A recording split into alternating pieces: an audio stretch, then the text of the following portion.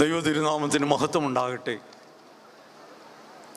അഭിവന്യ തിരുമേനിമാരെ, മഹായിടവ ഭാരവാഹികളെ, വന്ധ്യ വൈദികരെ, സഭാ ശുശ്രൂഷകരെ, ഇവിടെ സന്നിഹിതരായിരിക്കുന്ന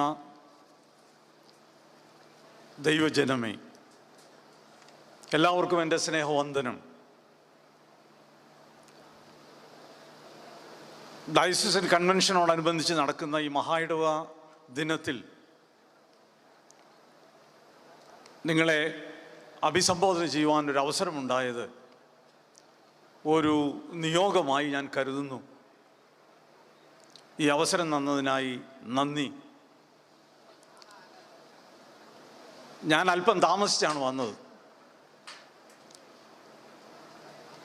ബഹുമാന്യനായ പ്രതിപക്ഷ നേതാവ് പ്രസംഗം കഴിഞ്ഞ് പോയപ്പോൾ അദ്ദേഹം ഇരുന്ന കസേരയിൽ ഞാൻ വന്നിരുന്നു. മധ്യകേരള മഹായിടവയുടെ പ്രതിപക്ഷ നേതാവാണ് ഞാൻ എന്നാരും വിചാരിക്കരുത്. ഇന്ന് ഈ ലഭിച്ച അവസരത്തിൽ വാസ്തവമായി എൻ്റെ ഹൃദയം തുറന്ന് നിങ്ങളോട് സംസാരിക്കുവാൻ ഞാൻ ആഗ്രഹിക്കുന്നു.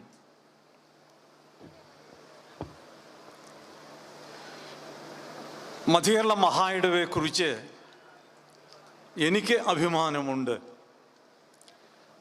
നിങ്ങൾക്കും അങ്ങനെ തന്നെ എന്ന് ഞാൻ കരുതുന്നു. ബഹുമാന്യനായ പ്രതിപക്ഷ നേതാവ് നമ്മളുടെ മഹായിടവയുടെ പാരമ്പര്യവും പൈതൃകവും മിഷണറി ചരിത്രവുമൊക്കെ വളരെ വാചാലമായി ഇവിടെ ഉദ്ധരിച്ചപ്പോൾ ഞാൻ ഇരുന്ന ഇരിപ്പിടത്തിൽ നിന്ന് ഞാൻ അല്പം ഒന്ന് പൊങ്ങി. വാസ്തവമായി എനിക്ക് അഭിമാനം തോന്നി.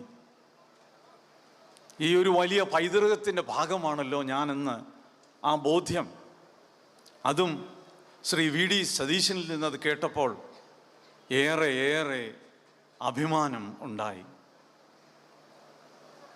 നാം ഇരിക്കുന്നത് ഒരു പുണ്യഭൂമിയിലാണ്.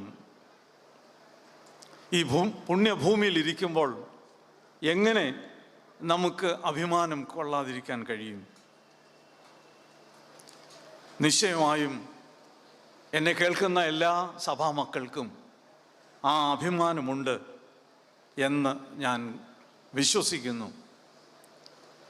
ഞാൻ പറയുവാൻ ആഗ്രഹിച്ചത് അഭിവന്യ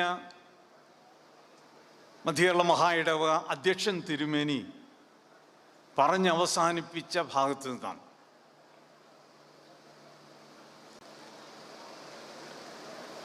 നാം ഒക്കെ അഭിമുഖീകരിക്കുന്ന ഒരു വലിയ സാഹചര്യം ഇന്ന് നിലവിലുണ്ട്. ആദിമസഭയിലും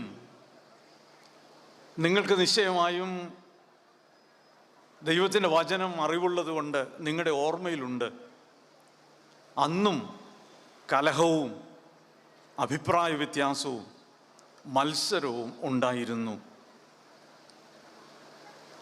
ആധുനിക സഭയിലും അത് നിലനിൽക്കുന്നു എന്നത് വലിയ വിപത്ത് ആകുന്നു എന്ന് ഞാൻ സൂചിപ്പിക്കട്ടെ. അഭിനന്ദ തിരുമേനി സൂചിപ്പിച്ചതുപോലെ ശോചനീയമായ കാര്യങ്ങളാണ് സംഭവിച്ചു കൊണ്ടിരിക്കുന്നത്. എനിക്കതിൽ ദുഃഖമുണ്ട്, നിങ്ങൾക്കും അതിൽ ദുഃഖമുണ്ട് എന്ന് ഞാൻ കരുതുന്നു. എൻ്റെ ചിന്തയിൽ നാം നമ്മുടെ സഭയുടെ ദുരന്ത നാടകം എഴുതുകയല്ലേ? ഒരിക്കലും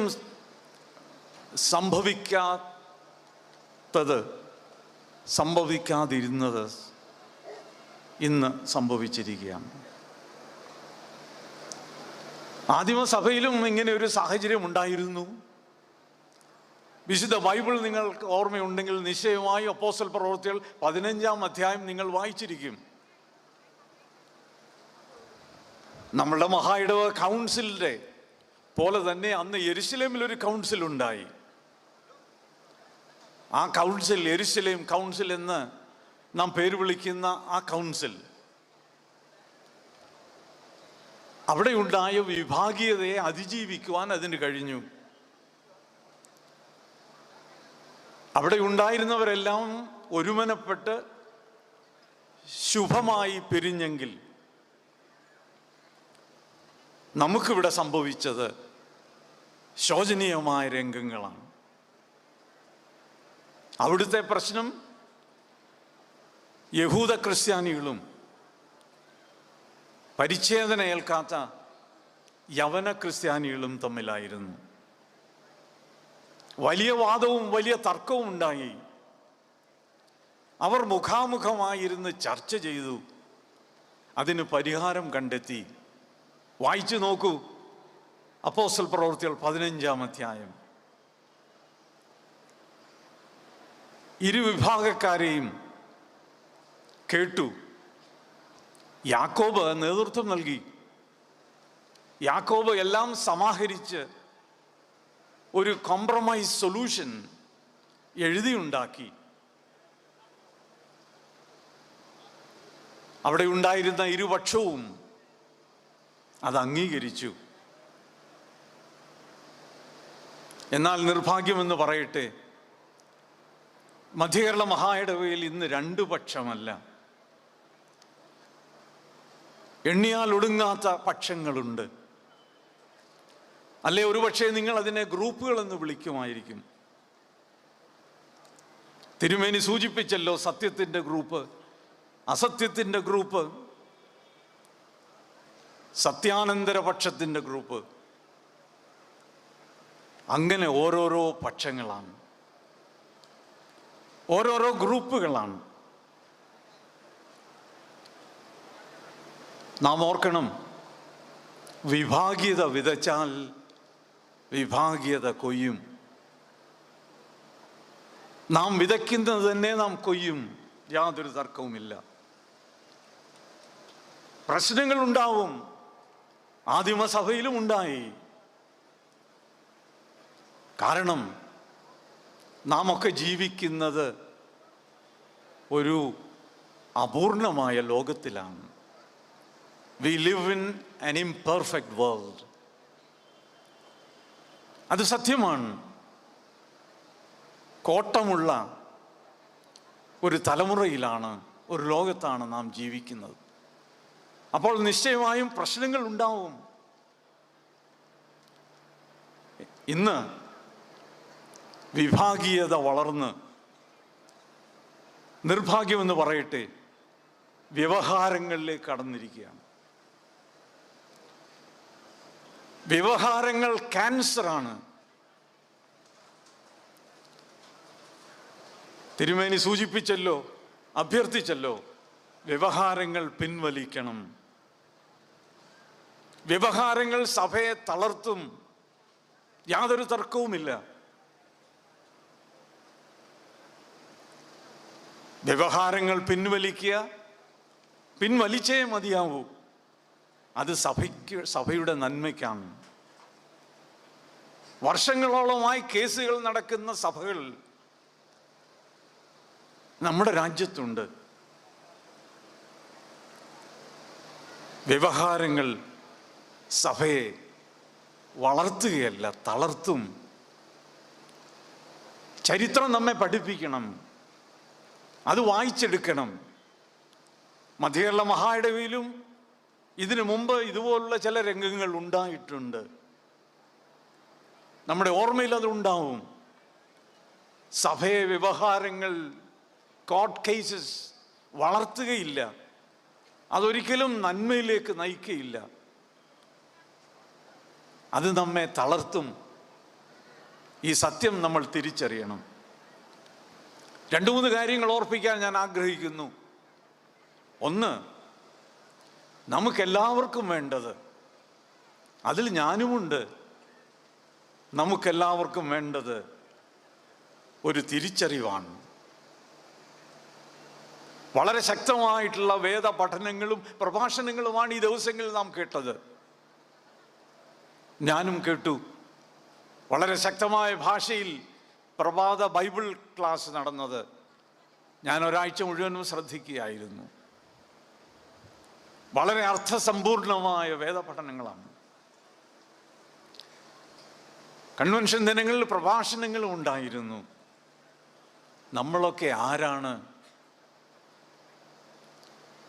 നാം ആരാണെന്നുള്ള കാര്യം ചിലപ്പോഴെങ്കിലും നാം മറന്നുപോയില്ലേ എന്ന് ഞാൻ ചോദിക്കുകയാണ്. നാം മറന്നു പോകരുത്. ക്രിസ്തുവിൻ്റെ ശരീരമായ സഭയാണ്. ആ സഭയിലെ അംഗങ്ങളാണ് നാം. നാം എല്ലാവരും ദൈവ മക്കളാണ്.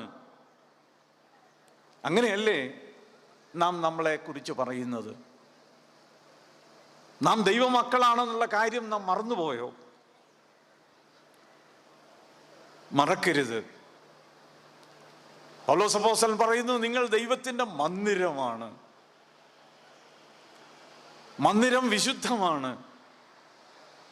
അടിവരയിട്ട് പൗലോസ് പറയുന്നു, നിങ്ങളും അങ്ങനെ തന്നെ. നിങ്ങളും അങ്ങനെ തന്നെ. വിശുദ്ധിയെ തീർക്കേണ്ട ജനമാണ് ഇവിടെ ഇരിക്കുന്നത്. നാം വിശുദ്ധരായേ തീരൂ. നിങ്ങളും അങ്ങനെ തന്നെ എന്ന് പൗലോസ് പറയുമ്പോൾ ശക്തമായ ഓർമ്മപ്പെടുത്തലാണ്. സ്വർഗസ്ഥനായ പിതാവ് വിശുദ്ധനായിരിക്കുന്നത് പോലെ നിങ്ങളും വിശുദ്ധരായിരിക്കും. നാം മറന്നുപോകുന്നു. നമുക്ക് ചിലപ്പോഴെങ്കിലും തിരിച്ചറിവില്ലാതെ പോകുന്നു. അതുകൊണ്ട് നമുക്ക് തിരിച്ചറിയണം നാം ആരാണെന്ന്. വി.എസ്. വർഗീസച്ചൻ പറഞ്ഞല്ലോ, വി മസ്റ്റ് റീഡിസ്കവർ അവർസെൽവ്സ്. നാം ഒരു പുതിയ ഇസ്രായേൽ ആണെന്നുള്ള തിരിച്ചറിവ് നമ്മുടെ ദൈനംദിന ജീവിതത്തെ സ്വാധീനിക്കണം. നമ്മുടെ വാക്കുകളും നമ്മളുടെ പ്രവൃത്തിയും നമ്മുടെ ജീവിത ശൈലിയും ഈ വലിയ തിരിച്ചറിവിൻ്റെ വെളിച്ചത്തിലായിരിക്കണം. ഞാൻ വിശ്വസിക്കുന്നത് ലോകത്തിൻ്റെ വഴിയല്ല നമ്മുടേത്. ലോകത്തോട് അനുരൂപപ്പെടരുതെന്ന് ശക്തമായ ഭാഷയിൽ വേദപുസ്തകം നമ്മളോട് പറയുന്നുണ്ട്. ലോകത്തോട് അനുരൂപപ്പെടരുത്. പിന്നെന്താണ്? Suffering is our destiny. ഞാനത് വിശ്വസിക്കുന്നു. നിങ്ങൾ ഈ ലോകത്തിലുള്ളപ്പോൾ നിങ്ങൾക്ക് കഷ്ടതയുണ്ട്. Suffering is our destiny. ഈ ലോകത്തിൻ്റെ മൂല്യങ്ങളല്ല നമ്മുടെ മൂല്യങ്ങൾ. നാം മറക്കരുത്. നമ്മുടെ എല്ലാവരുടെയും മൂല്യങ്ങൾ ദൈവരാജ്യത്തിൻ്റെ മൂല്യങ്ങളാണ്. നമ്മുടെ വഴി എന്ന് പറയുന്നത് സഹനത്തിൻ്റെ വഴിയാണ്. നമ്മുടെ വഴി എന്ന് പറയുന്നത് കുരിശിൻ്റെ വഴിയാണ്. കുരിശിൻ്റെ പാതയിലാണ് നാം നടക്കേണ്ടത്. നമ്മുടെ തിരിച്ചറിവ് നഷ്ടപ്പെട്ടോ എന്ന് ഞാൻ ചോദിക്കുകയാണ്. നമുക്കൊരു തിരിച്ചറിവുണ്ടാവണം. ഈ ഒരാഴ്ചത്തെ കൺവെൻഷൻ കുറേയെങ്കിലും അതിന് നമ്മെ സഹായിച്ചു എന്ന് ഞാൻ കരുതുകയാണ്. ഒരു സഭയെന്ന് പറയുമ്പോൾ അടുത്തതായി ആഭ്യന്തര ഐക്യം അനിവാര്യമാണ്. അന്തഛിദ്രം രാജ്യത്തെ മാത്രമല്ല സഭയെയും നശിപ്പിക്കും. സഭ ഛിന്ന ഭിന്നമാകും. സഭയെ തളർത്തുമെന്ന് ഞാൻ വീണ്ടും പറയട്ടെ. അവകാശ സമരങ്ങൾ നടക്കുന്ന ഒരു സ്ഥലമാണ് നമ്മുടെ ദേശം. അവകാശ സമരങ്ങൾ നടത്തി സകലതും തളർന്നുപോയ ചിത്രമാണ് നമ്മുടെ മുമ്പിലുള്ളത്. സഭയും തളർത്തും. നിഷേധാത്മകമായ നിലപാടുകൾ നാശത്തിലേക്കായിരിക്കും പോവുക.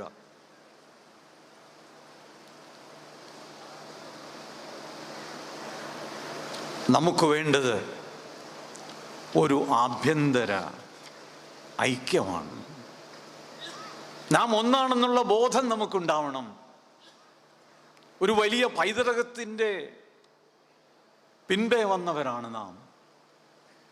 ഈ പുണ്യഭൂമിയിൽ നാം നിൽക്കുമ്പോൾ നമുക്ക് ലഭിച്ച ഐക്യത്തെക്കുറിച്ച് നാം മറന്നു പോകരുത്. ഞാൻ വീണ്ടും പറയട്ടെ, നമ്മുടേത് ഒരു ജനാധിപത്യ സംവിധാനമാണ്. അതിനോട് നാം എല്ലാവരും യോജിക്കുമെന്ന് എനിക്കറിയാം. ജനാധിപത്യ സംവിധാനം പ്രയോജനപ്രദമാകണമെങ്കിൽ, ഇഫക്റ്റീവ് ആകണമെങ്കിൽ ഒരു ഏകതാ ബോധമുണ്ടാവണം, ഏകത്വം ഉണ്ടാവണം, യൂണിറ്റി ഉണ്ടാവണം. എല്ലാവരും ഒന്നാകണം എന്നായിരുന്നുവല്ലോ യേശുവിൻ്റെ പ്രാർത്ഥന. ആ പ്രാർത്ഥന തന്നെയാണ് നമ്മുടെയും പ്രാർത്ഥന. നാം ഭിന്നിക്കണമെന്നല്ല, ഒന്നിച്ച് നിൽക്കണമെന്നാണ്. എന്നാൽ എനിക്ക് തോന്നുന്നു ഇന്ന് അന്തഛിദ്രത്തിന് ആരൊക്കെയോ ശ്രമിക്കുന്നു. അഭിനന്ദ തിരുമേനി സൂചിപ്പിച്ചതുപോലെ വീണ്ടും ഞാൻ സൂചിപ്പിക്കുകയാണ്. ചില പ്രശ്നങ്ങളുണ്ട്. ആ പ്രശ്നങ്ങൾ നിശ്ചയമായും പരിഹരിക്കപ്പെടേണ്ടതാണ്. നിശ്ചയമായും നിയമങ്ങളും അത് ഉൾക്കൊള്ളുന്ന ഭരണഘടനയും ഒരു മാറ്റത്തിന്, ഒരു സാമൂഹിക പരിവർത്തനത്തിന് ഉള്ള ഉപകരണമാകണം. ഞാൻ ആലോചിക്കുകയായിരുന്നു, നമ്മുടെ ഭരണഘടനയിൽ അല്ലെങ്കിൽ ഈ രാജ്യത്തിൻ്റെ ഭരണഘടനയിൽ എവിടെയെങ്കിലും നമുക്ക് ഏറ്റവും ഇഷ്ടമുള്ള ഒരുപാട് പദങ്ങളുണ്ട്. ജസ്റ്റിസ്, ഫ്രറ്റേണിറ്റി, ഇന്ത്യൻ ഭരണഘടനയിലും എഴുതിച്ചത്. എന്നാൽ ഏതെങ്കിലും ഒരു ഭരണഘടനയിൽ സ്നേഹം എന്നുള്ള വാക്ക് ചേർത്തിട്ടുണ്ടോ? സ്നേഹമെന്ന വാക്ക് ഒരു ഭരണഘടനയിലും കാണുന്നില്ല. നിയമവാഴ്ച തീഷ്ണമായി കാത്തു സൂക്ഷിക്കുവാൻ സ്നേഹം ആവശ്യമാണെന്ന് ഞാൻ കരുതുന്നു. അധികാരം നിലനിർത്താൻ ചിലർ നിയമത്തെ ദുരുപയോഗപ്പെടുത്തുന്നുണ്ട് എന്ന് നമുക്കറിയാം. ചിലരുടെ ചിന്തയിൽ നിയമം നന്മയ്ക്കു വേണ്ടി ഉള്ളതാണെന്ന് ഉള്ള ഭാവമുണ്ട്. അത് വെറും ഒരു ഭാവം മാത്രമാണ്. വാസ്തവത്തിൽ അത് നന്മയെ കൂച്ചുവിലങ്ങിടുകയാണ് അവരുടെ കയ്യിൽ. മാറ്റത്തെ പ്രതിബന്ധിക്കുകയാണ്. നിലവിലുള്ള സ്ഥിതി തുടരണം, സ്റ്റാറ്റസ് കോ തുടരണമെന്ന് ആഗ്രഹിക്കുന്ന ചിലരുണ്ട്. അതവരുടെ അന്തർമോഹമാണ്. എന്നാൽ പ്രശ്നങ്ങൾ പരിഹരിക്കപ്പെട്ടേ മതിയാവൂ. അങ്ങനെ തന്നെ നിൽക്കണമെന്ന് ആഗ്രഹിക്കുന്നത്, അങ്ങനെ ആഗ്രഹിക്കുന്നവരുടെ മനസ്സിലെ ദുർഗുണത്തിൻ്റെ വെളിപ്പെടുത്തലാണ്. ആ മനസ്സ് മുഴുവനും തിന്മ കൊണ്ട് നിറഞ്ഞിരിക്കുന്നത് കൊണ്ടാണ് അങ്ങനെ തന്നെ തുടരണമെന്ന് ആഗ്രഹിക്കുന്നത്. അതുകൊണ്ട് എൻ്റെ അഭിപ്രായത്തിൽ വിശ്വാസ സമൂഹത്തിന് പ്രബുദ്ധമായ ഒരു പൊതു അഭിപ്രായം രൂപീകരിക്കപ്പെടണം. ശിഥിലീകരണ പ്രവർത്തനത്തിന് നമ്മൾ ആരും കൂട്ടുനിൽക്കരുത്. സഭയുടെ, ദേശത്തിൻ്റെ, സമൂഹത്തിൻ്റെ ആത്യന്തിക നന്മയായിരിക്കണം നമ്മുടെ ലക്ഷ്യം. അവിഹിതമായ ബലപ്രയോഗങ്ങൾ കൊണ്ട്, അത് നിയമത്തിൻ്റെതായാലും, കാര്യങ്ങൾ നേടാമെന്ന് കരുതുന്നത് തിന്മയാണ്. അങ്ങനെയുള്ള ബലപ്രയോഗങ്ങൾ ഉപേക്ഷിച്ച് സ്വർഗരാജ്യത്തിൻ്റെ മൂല്യാധിഷ്ഠിതമായ മാർഗങ്ങളാണ് സ്വീകരിക്കേണ്ടത്. അതിന് നമ്മൾ തയ്യാറാവണം. അവസാനമില്ലാത്ത, ഞാൻ വീണ്ടും ഓർമ്മിപ്പിക്കട്ടെ, അവസാനമില്ലാത്ത വ്യവഹാരങ്ങൾ, കോർട്ട് കേസസ് സഭയെ തളർത്തും. സ്വന്തം താല്പര്യങ്ങൾക്ക് വേണ്ടി നിയമവും അധികാരവും ആരും ഉപയോഗിക്കരുത്. നമ്മളുടെ റോൾ മോഡൽ രാഷ്ട്രീയക്കാരല്ല.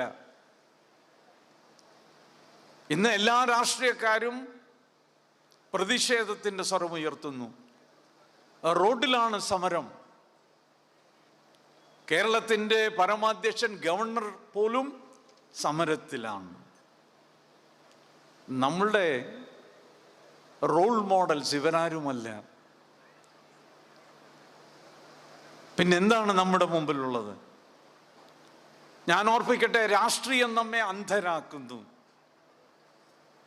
ലക്ഷ്യം മാർഗത്തെ സാധൂകരിക്കുന്നില്ല. എൻ്റെ വിശ്വാസം അതാണ്.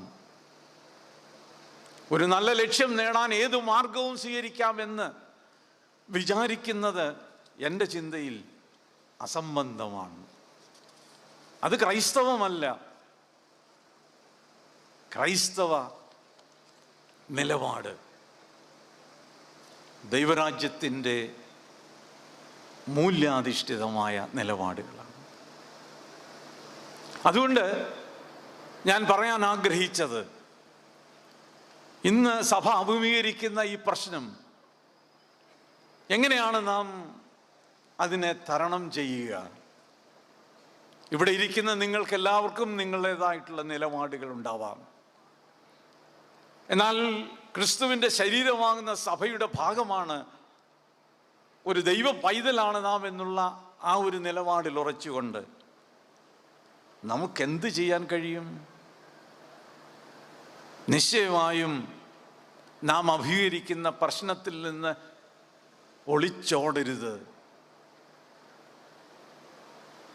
ആ പ്രശ്നത്തിലേക്ക് നമ്മൾ നടന്നു ചെല്ലണം. Go toward the conflict.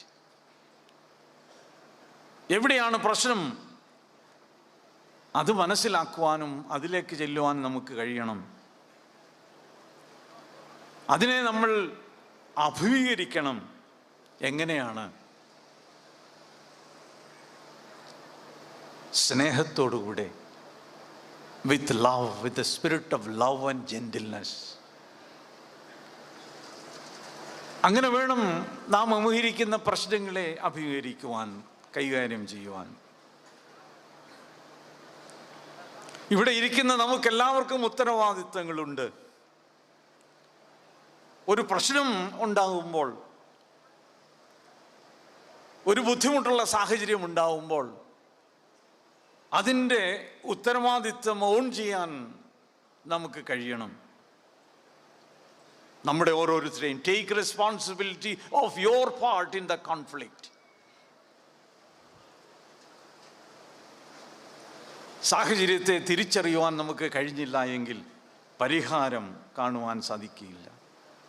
വളരെ വേഗത്തിൽ നമുക്ക് ചെയ്യാൻ കഴിയുന്നത് നമ്മളെ വിരൽ മറ്റുള്ളവരിലേക്ക് ചൂണ്ടുകയാണ്. അവരാണ് ഇതിൻ്റെ പിന്നിൽ. അവരാണ് ഇങ്ങനെയുള്ളൊരു സാഹചര്യം സൃഷ്ടിക്കുന്നത്. എന്താണ് അതിന് പറയുന്നത്? നമ്മൾ പറഞ്ഞില്ല, ബ്ലെയിം ഗെയിം. ആ കളിയാണ് എളുപ്പ കളിക്കാൻ കഴിയുന്നത്. ഞാനല്ല ഉത്തരവാദി. നമ്മളുടെ റോൾ എന്തായിരുന്നു? ആ റെസ്പോൺസിബിലിറ്റി ഏറ്റെടുക്കുവാൻ നമുക്ക് കഴിയണം. എവിടെയെങ്കിലും വീഴ്ച സംഭവിച്ചിട്ടുണ്ടെങ്കിൽ അത് അംഗീകരിക്കുവാൻ, ഏറ്റുപറയുവാൻ നമുക്ക് കഴിയണം. വളരെ വിനയത്തോടുകൂടെ നമ്മുടെ ഭാഗത്ത് എന്തെങ്കിലും ഒരു വീഴ്ച വന്നിട്ടുണ്ടെങ്കിൽ അത് അംഗീകരിക്കുവാൻ നമുക്ക് കഴിയണം. നമ്മെ തന്നെ നീതീകരിക്കാനല്ല. വിശുദ്ധ ബൈബിൾ പറയുന്നു, ക്ഷമിക്കുക. ആ വാക്ക് കേൾക്കുമ്പോൾ ചിലപ്പോൾ വളരെ പുച്ഛമായി തോന്നിയേക്കാം. ദൈവത്തിൻ്റെ വചനം, വിശുദ്ധ ബൈബിൾ നമ്മെ പഠിപ്പിക്കുന്നത്, ഒരു പ്രശ്നത്തിൻ്റെ പരിഹാരത്തിന് വേണ്ടി സ്നേഹത്തോടൊപ്പം ക്ഷമിക്കുവാനും കഴിഞ്ഞാൽ ആ ഒരു കയ്പിൻ്റെ അനുഭവത്തിൽ നിന്ന് നമുക്ക് കരയേറുവാൻ കഴിയും. സഭയിൽ അതല്ലേ ഉണ്ടാവേണ്ടത്. സഭയുടെ നാഥനായ ക്രിസ്തു അതല്ലേ നമുക്ക് കാണിച്ചു തന്നത്. അവസാനത്തോളം നമ്മെ സ്നേഹിക്കുകയല്ലായിരുന്നുവോ?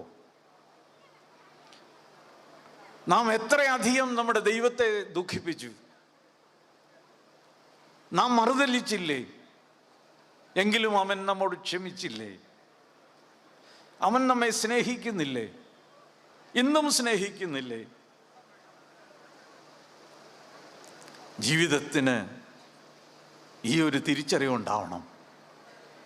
വിശ്വാസത്തിൻ്റെ പ്രയാണമാണ് ഏതു തരത്തിലുള്ള പ്രയാണം? നന്മയിലേക്കുള്ള പ്രയാണം. നമുക്ക് എവിടെയെങ്കിലും നാം അഭിമുഖീകരിക്കുന്ന ഒരു പ്രശ്നമുണ്ടെങ്കിൽ അതിനെ പരിഹരിക്കുവാൻ എല്ലാവരും ഒരു ഏകത്വ മനസ്സോടുകൂടെ നിൽക്കണം. ഒടുവിലായി ഞാൻ പറയുവാൻ ആഗ്രഹിച്ചത് ഒരു കാര്യം മാത്രമേ ഉള്ളൂ. അത് പ്രത്യേകിച്ച് ഈ കൺവെൻഷൻ്റെ വെളിച്ചത്തിൽ ഒരു കാര്യം. ഈ ദിവസങ്ങളിൽ ദൈവത്തിൻ്റെ വചനം നാം കേൾക്കുകയായിരുന്നു. ആ വചനത്തിൻ്റെ വെളിച്ചത്തിൽ ഞാൻ പറയട്ടെ, സറണ്ടർ ടു ജീസസ്. യേശുവിനായി സമർപ്പിക്കുക. എല്ലാവരും സഭാമക്കൾ, ദൈവമക്കൾ, ദൈവജനമെന്ന് അവകാശപ്പെടുന്ന നാം ഓരോരുത്തരും നമ്മെ തന്നെ യേശു കർത്താവിനായി സമർപ്പിക്കുക. Surrender to Jesus. യേശുവാണ് സകല കൃപയുടെയും സകല സ്നേഹത്തിൻ്റെയും സകല സത്യത്തിൻ്റെയും ഉറവിടം. ഏത് പ്രശ്നവും പരിഹരിക്കുവാൻ യേശുവിന് കഴിയും. സറണ്ടർ. അതല്ലേ ഈ ദിവസങ്ങളിൽ പ്രഭാഷണങ്ങളിൽ എല്ലാത്തിലൂടെ നമ്മൾ കേട്ട ഇതിൻ്റെ എല്ലാം ചുരുക്കം. ഒരു വലിയ വെല്ലുവിളി നമ്മുടെ മുമ്പിലാണ്. നാം സ്നേഹിക്കുന്ന നമ്മുടെ മഹാ ഇടവക, ഞാൻ സൂചിപ്പിച്ചല്ലോ, ഇതൊരു പുണ്യഭൂമിയാണ്. ദൈവം തമ്പുരാൻ അവൻ്റെ മക്കൾക്ക് വേണ്ടി തന്ന ഭൂമിയാണ് ഈ ഭൂമി, ഈ മഹാ ഇടവക. അതിനെ വേദനിപ്പിക്കരുത്. വേദനിപ്പിച്ചാൽ ദൈവത്തിൻ്റെ വചനത്തിന് മറുതലിക്കുകയായിരിക്കും. നിങ്ങൾ ദൈവത്തിൻ്റെ മന്ദിരമാണ്. നിങ്ങൾ വിശുദ്ധമാണ്. ദൈവത്തിൻ്റെ മന്ദിരം വിശുദ്ധമെങ്കിൽ നിങ്ങളും വിശുദ്ധമാണ്. മറക്കരുത്. ആ വിശുദ്ധിയിലേക്കുള്ള യാത്രയാണ് നമുക്ക് വേണ്ടത്. അതിന് ദൈവം നമ്മെ സഹായിക്കട്ടെ എന്ന് പ്രാർത്ഥിച്ചുകൊണ്ട് ഞാൻ എൻ്റെ വാക്കുകളെ ഉപസംഹരിക്കുന്നു. Thank you.